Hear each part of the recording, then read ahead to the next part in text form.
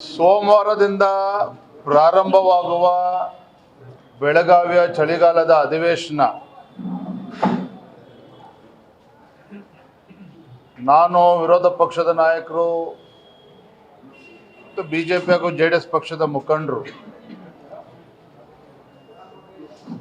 ಒಟ್ಟಿಗೆ ಕೂತು ಸವಿಸ್ತಾರವಾಗಿ ಚರ್ಚೆ ಮಾಡಿದ್ದೇವೆ. ಚಳಿಗಾಲದ ಅಧಿವೇಶನ ಏನು ಪ್ರಾರಂಭ ಆಗ್ತಾ ಇದೆ. ರಾಜ್ಯದ ಜ್ವಲಂತ ಸಮಸ್ಯೆಗಳ ಬಗ್ಗೆ ಸಮಗ್ರವಾಗಿ ಚರ್ಚೆ ಮಾಡಬೇಕು. ಕಾಂಗ್ರೆಸ್ ಸರ್ಕಾರದ ವೈಫಲ್ಯಗಳನ್ನು ಗಮನ ಸೆಳೀಬೇಕು. ವಿಶೇಷವಾಗಿ ಉತ್ತರ ಕರ್ನಾಟಕದ ಸಮಸ್ಯೆಗಳ ಬಗ್ಗೆ, ರೈತರ ಸಮಸ್ಯೆಗಳ ಬಗ್ಗೆ,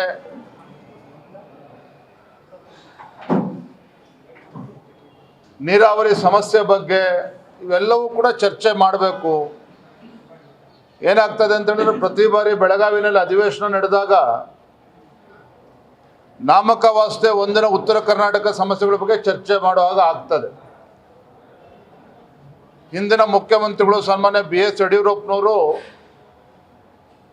ಬೆಳಗಾವಿಯಲ್ಲಿ ಸುವರ್ಣಸೌಧ ಮಾಡಬೇಕು ಅನ್ನೋ ಉದ್ದೇಶ ಅಲ್ಲಿಯ ಸಮಸ್ಯೆಗಳಿಗೆ ಉತ್ತರವನ್ನು ಕಂಡುಕೊಳ್ಬೇಕು ಅಂತೇಳಿ, ಆದರೆ ಇದು ಯಾವುದೂ ಕೂಡ ಆಗ್ತಾ ಇಲ್ಲ. ಹಾಗಾಗಿ ಈ ಅಧಿವೇಶನವನ್ನು ಇನ್ನೂ ಹೆಚ್ಚು ಗಂಭೀರವಾಗಿ ತೆಗೆದುಕೊಂಡು ಅಧಿವೇಶನದ ಆರಂಭದ ದಿನಗಳಲ್ಲೇ ಈ ಎಲ್ಲ ಸಮಸ್ಯೆಗಳ ಬಗ್ಗೆ ಚರ್ಚೆ ಮಾಡಬೇಕು ಅಂತ ನಾವು ತೀರ್ಮಾನ ಮಾಡಿದ್ದೇವೆ. ತಮಗೆಲ್ಲ ತಿಳಿದಿದೆ, ಕಬ್ಬು ಬೆಳೆಗಾರರ ಸಮಸ್ಯೆ ಇನ್ನೂ ಕೂಡ ಇತ್ಯರ್ಥ ಆಗಿಲ್ಲ. ಮೆಕ್ಕೆಜೋಳ ಬೆಳೀತಕ್ಕಂಥ ರೈತರು ಇಡೀ ರಾಜ್ಯದಲ್ಲಿ 54 ಲಕ್ಷ ಮೆಟ್ರಿಕ್ ಟನ್ ರೈತರು ಮೆಕ್ಕೆಜೋಳ ಬೆಳೀತಾ ಇದ್ರೆ ಖರೀದಿ ಕೇಂದ್ರವನ್ನು ಕೂಡ ಅವರು ಪ್ರಾರಂಭ ಮಾಡಲಿಲ್ಲ ಕಾಂಗ್ರೆಸ್ ಸರ್ಕಾರ. ಸಿದ್ದರಾಮಯ್ಯನವರು ಖರೀದಿ ಕೇಂದ್ರ ಪ್ರಾರಂಭ ಮಾಡ್ತೇವೆ ಅಂತೇಳಿ ಆದೇಶ ಮಾಡಿ ಕೇವಲ 5 ಲಕ್ಷ ಮೆಟ್ರಿಕ್ ಟನ್ ಅನ್ನ ಖರೀದಿ ಮಾಡೋದಕ್ಕೆ ಆದೇಶ ಮಾಡಿದ್ದಾರೆ. 54 ಲಕ್ಷ ಮೆಟ್ರಿಕ್ ಟನ್ ಮೆಕ್ಕೆಜೋಳ ಬೆಳೀತಾ ಇದ್ರೆ ರಾಜ್ಯ ಸರ್ಕಾರ 5 ಲಕ್ಷ ಮೆಟ್ರಿಕ್ ಟನ್ ಅಷ್ಟೇ ಖರೀದಿ ಮಾಡೋದಕ್ಕೆ ಅವಕಾಶ ಮಾಡಿಕೊಟ್ಟಿದ್ದಾರೆ.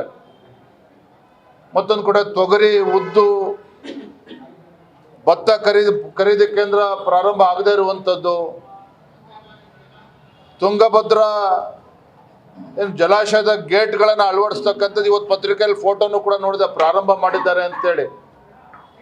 ತಡವಾದರೂ ಸಹ ಅಲ್ಲೇನು ರೈತರು ಹೋರಾಟ ಮಾಡ್ತಾ ಇದ್ರು, ಪ್ರತಿಭಟನೆ ಮಾಡ್ತಾ ಇದ್ರು, ಎಚ್ಚೆತ್ಕೊಂಡು ಆ 32 ಗೇಟ್ಗಳನ್ನು ಅಳವಡಿಸ್ತಕ್ಕಂಥ ನಿಟ್ಟಿನಲ್ಲಿ ಈಗ ಏನು ಕಾರ್ಯ ಪ್ರಾರಂಭ ಮಾಡ್ದಂಗೆ ಕಾಣ್ತಾ ಇದೆ. ಆದರೆ ನಮ್ಮ ಆಗ್ರಹ, ರಾಜ್ಯ ಸರ್ಕಾರದ ಬೇಜವಾಬ್ದಾರಿತನದಿಂದ ಆ ತುಂಗಭದ್ರಾ ಜಲಾಶಯದ ಗೇಟ್ಗಳನ್ನು ಅಳವಡಿಸುವಂಥ ವಿಚಾರದಲ್ಲಿ ಏನು ಡಿಲೇ ಆಗಿದೆ. ಇದರ ಪರಿಣಾಮ ಏನಪ್ಪಾ ಅಂತ ಹೇಳಿದ್ರೆ, ಆ ಭಾಗದ ರೈತರು ತಮ್ಮ 2ನೇ ಬೆಳೆಯನ್ನ ಕಳೆದುಕೊಂಡಿದ್ದಾರೆ, ಬೆಳೆಯೋದಕ್ಕೆ ಸಾಧ್ಯ ಇಲ್ಲ. ಹಾಗಾಗಿ ಆ ಭಾಗದ ರೈತರಿಗೆ 25,000 ರೂಪಾಯಿ ಒಂದು ಎಕರೆಗೆ ಪರಿಹಾರವನ್ನು ಕೊಡಬೇಕು ಅನ್ನುವ ಆಗ್ರಹವನ್ನು ನಾವು ಅವತ್ತಿಂದನೂ ಕೂಡ ಮಾಡ್ತಾ ಇದ್ದೇವೆ. ಸೊ ಇವೆಲ್ಲ ವಿಚಾರಗಳನ್ನ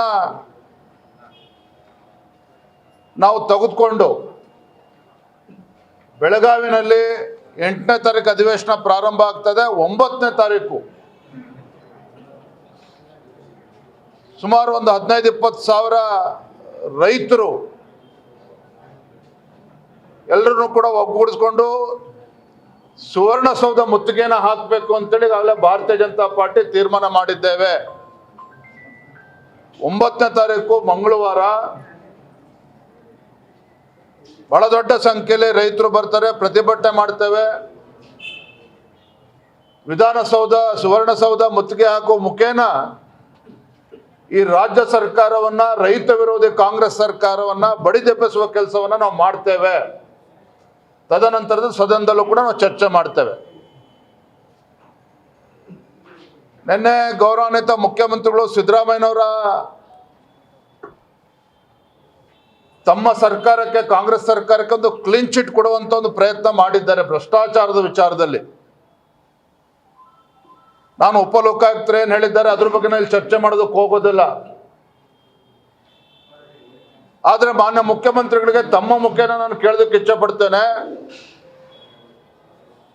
ಏನು ಹಿಂದೆ ಭಾರತೀಯ ಜನತಾ ಪಾರ್ಟಿ ಬಿಜೆಪಿ ಸರ್ಕಾರ ಇದ್ದಾಗ 40% ಭ್ರಷ್ಟಾಚಾರದ ಆರೋಪ ಮಾಡಿದ್ರಿ.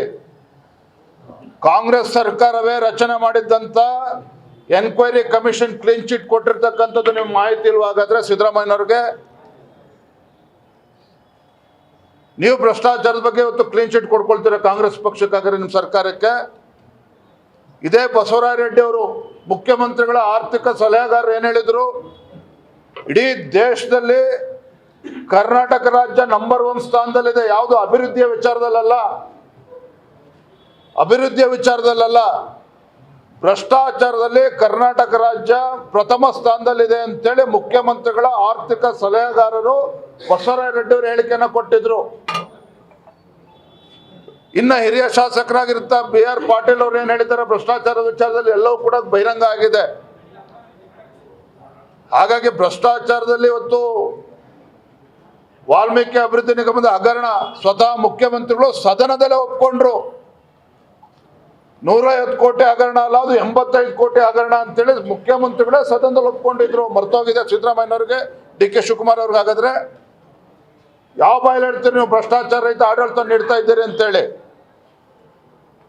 ಯಾವ ಮೂಢ ಹಗರಣ ಇನ್ನೂ ಕೂಡ ರಾಜ್ಯದ ಜನ ಮರ್ತಿಲ್ಲ. ನಮ್ಮನ್ನ ತೇಜೋವಧೆ ಮಾಡೋದಕ್ಕೋಸ್ಕರ ಭಾರತೀಯ ಜನತಾ ಪಾರ್ಟಿ JDS ಪಕ್ಷ ನಮ್ಮನ್ನ ತೇಜೋವಧೆ ಮಾಡ್ತಾ ಇದ್ದಾರೆ. ಯಾವುದೇ ಹಗರಣ ನಡೆದಿಲ್ಲ ಮೂಡಾದಲ್ಲಿ ಅಂತ ಅವಾಗಲೂ ಕ್ಲೀನ್ ಚಿಟ್ ಅಂತ ತಗೊಳ್ಳುವಂತ ಪ್ರಯತ್ನ ಮಾಡಿದ್ರಿ. ಯಾಕೆ 15 ನಿವೇಶಗಳನ್ನು ಹಿಂದಿರುಗಿಸಿದ್ರಿ ಸಿದ್ದರಾಮಯ್ಯನವ್ರು? ಹಾಗಾದ್ರೆ ಇದು ಭ್ರಷ್ಟಾಚಾರ ಅಲ್ವಾ ಹಾಗಾದ್ರೆ? ಹಾಗಾಗಿ ಭ್ರಷ್ಟಾಚಾರದ ಬಗ್ಗೆ ಮಾತನಾಡ್ತಕ್ಕಂಥ ಯೋಗ್ಯತೆ ನೈತಿಕತೆ ಯಾವುದನ್ನು ಕೂಡ ಈ ಕಾಂಗ್ರೆಸ್ ಸರ್ಕಾರ ಉಳಿಸ್ಕೊಂಡಿಲ್ಲ. ನಿಮ್ಮ ಬಣ್ಣ ಇವತ್ತು ಬಯಲಾಗಿದೆ. ರಾಜ್ಯದಲ್ಲಿ ಯಾವುದೇ ಒಂದು ಅಭಿವೃದ್ಧಿ ಕೆಲಸ ನಡೀತಾ ಇಲ್ಲ. ರೈತರು ಸಂಕಷ್ಟದಲ್ಲಿದ್ದರೆ ಇವತ್ತು ಅದಕ್ಕೆ ಸ್ಪಂದನೆ ಮಾಡುವಂಥ ಕೆಲಸ ನೀವು ಮಾಡಿಲ್ಲ. ಹಾಗಾಗಿ ಎಲ್ಲ ವಿಚಾರಗಳನ್ನು ತೆಗೆದುಕೊಂಡು ಸದನದ ಒಳಗಡೆ BJP ಹಾಗೂ JDS ಎರಡೂ ಪಕ್ಷಗಳು ಒಟ್ಟಾಗಿ ಒಂದಾಗಿ ನಾವು ಈ ಸರ್ಕಾರವನ್ನು ಕಿವಿ ಹಿಂಡುವಂಥ ಕೆಲಸ ನಾವು ಮಾಡ್ತೇವೆ.